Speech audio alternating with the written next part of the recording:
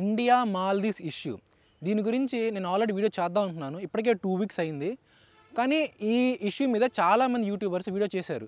కానీ ఏ యూట్యూబర్ కానీ ఏ social media channel కానీ ఈ ఇష్యూ గురించి ప్రాపర్ ఇన్ఫర్మేషన్ ప్రొవైడ్ చేయటం లేదు. అట్ ద సేమ్ టైం ఇందులో కొన్ని నిజాలు దాగున్నాయి. నేను కొంచెం రీసెర్చ్ చేసి ఆ నిజాలు ఏంటో కనుక్కొని మీకు ఈ వీడియో ద్వారా షేర్ చేయబోతున్నాను. సో మీ అందరికీ తెలిసిన విషయమే ఆ ఇష్యూ ఏంటనేది. సో మన ప్రైమ్ మినిస్టర్ గారు ఒక ఇనాగ్రేషన్కి వెళ్ళారు, ఆయన కొన్ని ఫొటోస్ పెట్టారు, దానికి మన వాళ్ళు కామెంట్ చేశారు. దానికి వాళ్ళు ఆపోజిట్గా రియాక్ట్ అయ్యి ఎవరు ఆ మాల్దీవ్స్ ఒక ముగ్గురు డిప్యూటీ మినిస్టర్ రియాక్ట్ అయ్యి వాళ్ళు కొంచెం బ్యాడ్గా కామెంట్స్ పెట్టారు. ఆ ఇష్యూ పెద్ద సీరియస్ అయిపోయింది. దాని తర్వాత ఇది ఇష్యూ చూసిన తర్వాత ఏదైతే మాల్దీవ్స్ గవర్నమెంట్ ఉందో ఆ ముగ్గురు అఫీషియల్స్ని సస్పెండ్ చేసింది. ఇంతవరకు బాగానే ఉంది. కానీ ఇప్పుడు యాక్చువల్గా ఏం జరుగుతుందనంటే మన సోషల్ మీడియాలో ఏం ట్రెండ్ అవుతుందంటే ఇప్పుడు కనుక మన మాల్దీవ్స్ని వదిలేస్తే ఆ నష్టం మాత్రం కేవలం మాల్దీవ్స్కి మాత్రమే జరుగుతుంది, ఇండియాకి ఎలాంటి నష్టం జరగదని ఈ విషయం మాత్రమే ట్రెండ్ చేస్తున్నారు. ఒప్పుకుంటాను కేవలం మాల్దీవ్స్కి నష్టమని, కానీ ఇండియాకి నష్టం లేదా? ఒకటి విషయం చెప్తాను. ఇప్పుడు మనం మాల్దీవ్స్ వదిలేస్తే ఏం జరుగుతుంది? మాల్దీవ్స్కి మెయిన్గా 3 రిక్వైర్మెంట్స్ ఉంటాయి. ఏంటిది? Food, security, medical. ఇప్పుడు ఈ 3 ఎవరు ప్రొవైడ్ చేస్తున్నారు? మనం ప్రొవైడ్ చేస్తున్నాం. ఫర్ ఎగ్జాంపుల్ అనుకోండి, మాల్దీవ్స్ని మనం పూర్తిగా బాయ్కాట్ చేస్తాం, ఎలాంటి సపోర్ట్ మనం ప్రొవైడ్ చేయటం లేదు. ఇలాంటప్పుడు ఏమవుతుంది? ఫుడ్ కావాలనుకో మాల్దీవ్స్కి అది వేరే కంట్రీ తెచ్చుకుంటుంది. ఫర్ ఎగ్జాంపుల్ చైనా ప్రొవైడ్ చేస్తుంది. సెకండ్ మెడికల్ కావాలనుకో శ్రీలంక ప్రొవైడ్ చేస్తుంది. మిలిటరీ అంటే ఫర్ సెక్యూరిటీ కావాలి. ఆల్రెడీ మాల్దీవ్స్ అనేది రీసెంట్ ఒక 2 వీక్స్ బ్యాక్ అనుకుంటా టర్కీ వెళ్ళి ఒక డ్రోన్ డీల్ చేసుకుంది. ఆ డ్రోన్ డీల్ ద్వారా అది మొత్తం దాని సర్వేలెన్స్ అంతా పెంచుకుంటుంది. సో ఈ పరంగా దాని సెక్యూరిటీ పరంగా ఏ ప్రాబ్లం లేదు. కానీ ప్రాబ్లం అంతా ఎవరికి వస్తుంది అనుకున్నా? మన ఇండియాకి వస్తుంది. ఎందుకు మన ఇండియాకి ప్రాబ్లం మాల్దీవ్స్ నిలుసుకుంటే మెయిన్ ప్రాబ్లం సెక్యూరిటీ ప్రాబ్లం వస్తుంది. అది ఎలాగో చెప్తాను వినండి. ఇప్పుడు మన ఇండియాకి సరిహద్దుల్లో దేశాలు ఏముంటాయి? చైనా, పాకిస్తాను, అలాగే బంగ్లాదేశ్, మయన్మారు. సో ఈ కంట్రీస్ ఉంటాయి. ఇప్పుడు మన చైనా మన శత్రు దేశమే, అంటే మనకి చైనాకి పడదు, పాకిస్తాన్కి మనకి పడదు. అలాగే నేపాల్కి ఇంతకుముందు బాగుండేది, కానీ ఇప్పుడు నేపాల్కి మనకి ఏమవుతుందంటే కొన్ని బోర్డర్ ఇష్యూస్ వస్తున్నాయి. ఆల్రెడీ చైనా ఏం చేస్తుందంటే నేపాల్కి చాలా అప్పులు ఆశ చూపించి అప్పుల్లో కూర్చేసి దాన్ని నేపాల్ చైనా వైపు తిప్పేసుకుంది నేపాల్ని. సో మనకి నేపాల్కి కూడా పడదు. ఇంకా మనకు సపోర్ట్ చేసేది ఏంటిది? శ్రీలంక మాత్రమే. ఆల్రెడీ శ్రీలంకకు కూడా చైనా చాలా అంటే చాలా అప్పులు ఇచ్చింది.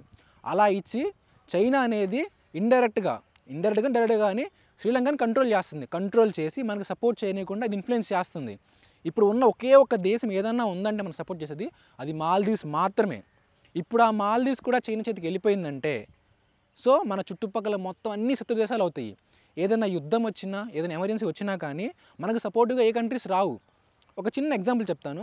రీసెంట్గా ఒక చైనా ఒక షిప్ని లాంచ్ చేసింది, వాళ్ళ మిలిటరీ షిప్ని లాంచ్ చేసింది. ఆ షిప్ని మన ఇండియన్ ఓషన్లో పంపించిన తర్వాత మన ఇండియన్స్ దాన్ని అపోజ్ చేశారు. అపోజ్ చేస్తే వాడేం చెప్పాడు? చైనా వాడు ఇది కేవలం మేము రీసెర్చ్ కోసం పంపించాం అన్నాడు.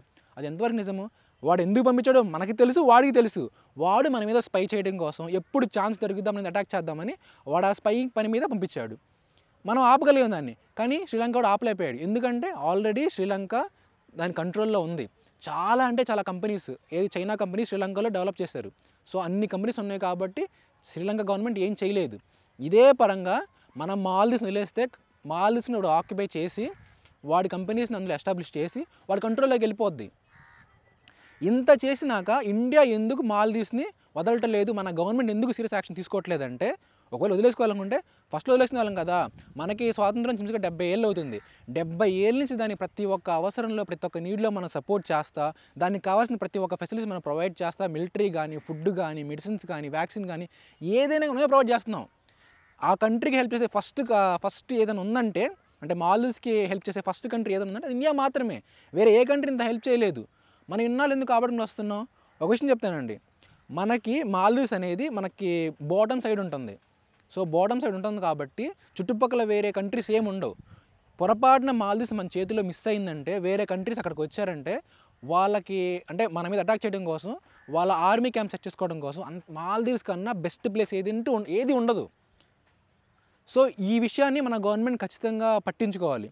వదిలేసుకోవాలనుకుంటే ముందు వదిలేసుకోవాలి. ఇన్నాళ్ళు కష్టపడి ఇన్నాళ్ళు పెంచి పోషించి వేరే చేతిలో పెడతాం ఎంతవరకు న్యాయం? ఒకసారి ఆలోచించండి మీరే. అందుకనే మన గవర్నమెంట్ కూడా ఈ ఇష్యూ మీద సీరియస్ అవ్వటం లేదు.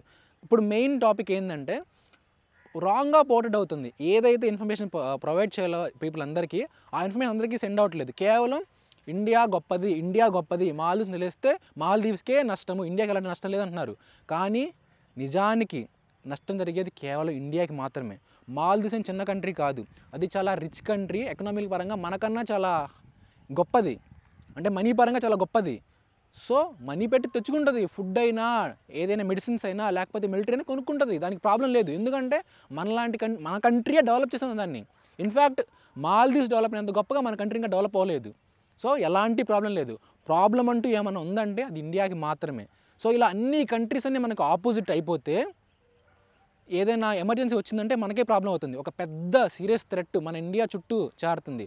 సో ఇది గమనించి మన గవర్నమెంట్ అనేది ప్రాపర్గా రెస్పాండ్ అయ్యి మనకి మాల్దీవ్స్కి ఉన్న ఇష్యూ అనేది త్వరగా సాల్వ్ చేసి ఒక ఫ్రెండ్లీ నేచర్, ఎలా అయితే ఇప్పటిదాకా ఫ్రెండ్లీ నేచర్తో ఉన్నామో అదే ఫ్రెండ్లీ బాండ్ కంటిన్యూ చేయాలని నేను కోరుకుంటున్నాను.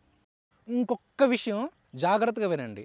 మనకి ఏ ఇన్ఫర్మేషన్ కావాలన్నా కానీ మనం ఏదర్ సోషల్ మీడియా కానీ, ప్రింట్ మీడియా కానీ, లేకపోతే న్యూస్ ఛానల్స్ మీద డిపెండ్ అవుతాం. వాళ్ళు చెప్పే ఇన్ఫర్మేషన్ మీదే పీపుల్ అనేవారు ఇన్ఫ్లుయెన్స్ అవుతూ ఉన్నారు.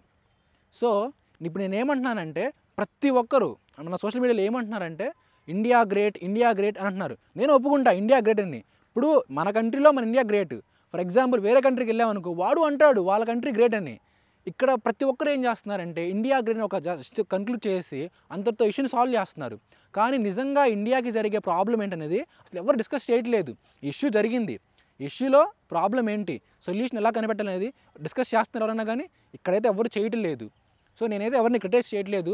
కొంచెం మీడియా కూడా రెస్పాన్సిబుల్గా ఏ ఇన్ఫర్మేషన్ యూజ్ అవుతుందో దాన్ని హైలైట్ చేసి దాన్ని పోర్ట్రేట్ చేస్తే బాగుంటుంది. వీళ్ళు కేవలం టీఆర్పీ కోసం ఇండియా గ్రేట్ అని మాత్రమే పబ్లిష్ చేస్తున్నారు. ఒక్కసారి ఆలోచించి మనకి ఏదైనా ఇష్యూ వచ్చిందంటే దానికి సొల్యూషన్ ఏంటి, ఎలా దాన్ని సాల్వ్ చేయాలనేది కూర్చొని థింక్ చేస్తే ఆటోమేటిక్గా అన్ని ప్రాబ్లమ్స్ అన్నీ సాల్వ్ అయిపోతాయి.